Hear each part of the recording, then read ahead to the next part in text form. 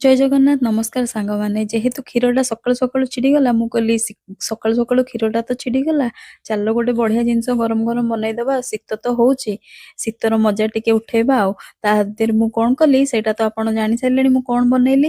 ଏବେ ମୁଁ ଟିକେ ଅଟା ନେଇଗଲି, ଅଟା ସହିତ ଟିକେ ଲୁଣ ପକେଇଦେଲି, ଲୁଣ ଆଉ ଟିକେ ଅଏଲ ଦେଇଦେଲି। ଅଏଲରେ ମୁଁ ଟିକେ କସ୍ତୁରୀ ମେଥି, କାରଣ କସ୍ତୁରୀ ମେଥିଟା ମୋର ଯେହେତୁ ଗୋଟେ ଫେଭରାଇଟ୍, ତେଣୁକରି ମୁଁ ସବୁଥିରେ ଟିକେ ପକେଇଦିଏ।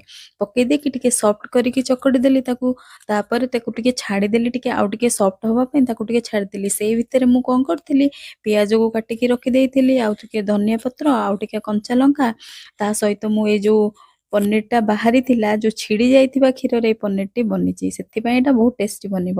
ସେଇଟା ସବୁ ମିକ୍ସ କରିଦେଲି। ମିକ୍ସ କରିବା ସହିତ ମୁଁ ତା ସହିତ ଗୋଟେ ଷ୍ଟଫିଂ ବନେଇବା ପାଇଁ ଟିକେ ମସଲା ଆଡ଼୍ କରିଦେଲି। ମସଲାରେ ମୁଁ ପକେଇଲି ଲଙ୍କାଗୁଣ୍ଡ ଆଉ ସିମଲା ମିର୍ଚ ଗୁଣ୍ଡ ଟିକେ ପକେଇଦେଲି, ଆଉ ତା ସହିତ ଧନିଆ, ଜିରା, ଆଉ ଟିକେ ଭଲ ଟେଷ୍ଟ ପାଇଁ ମ୍ୟାଗି ମସଲା ବି ଟିକେ ଆଡ଼୍ କରିଦେଇଥିଲି।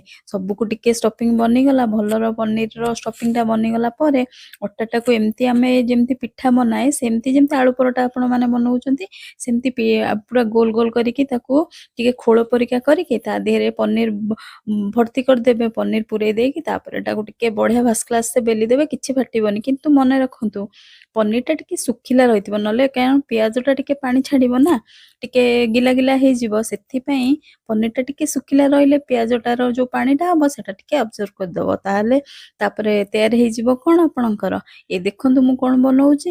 ମୁଁ ଟିକେ ଏଥିରେ ନା ଦେଶୀ ଘିଅ ବି ଆଡ଼୍ କରିଦେଇଥିଲି, ଯେହେତୁ ଥଣ୍ଡା ଥିଲା ମୁଁ ସେଇଟା ଫାଷ୍ଟରୁ ଟିକେ ଗରମ କରିକି ଘିଅଟାକୁ ରଖିଦେଇଥିଲି।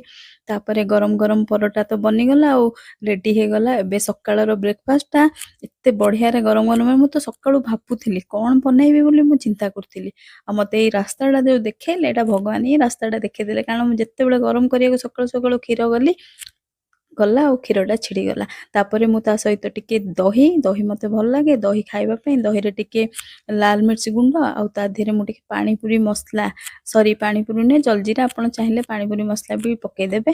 ତାକୁ ଦେଇକି ବଢ଼ିଆ, ବାସ୍ ଏବେ ଖାଇବାଟା ତ ରେଡ଼ି ହେଇଗଲା। ଆଉ ଆପଣମାନେ ସକାଳୁ ସକାଳୁ କଣ ବ୍ରେକଫାଷ୍ଟ ବନଉଛନ୍ତି?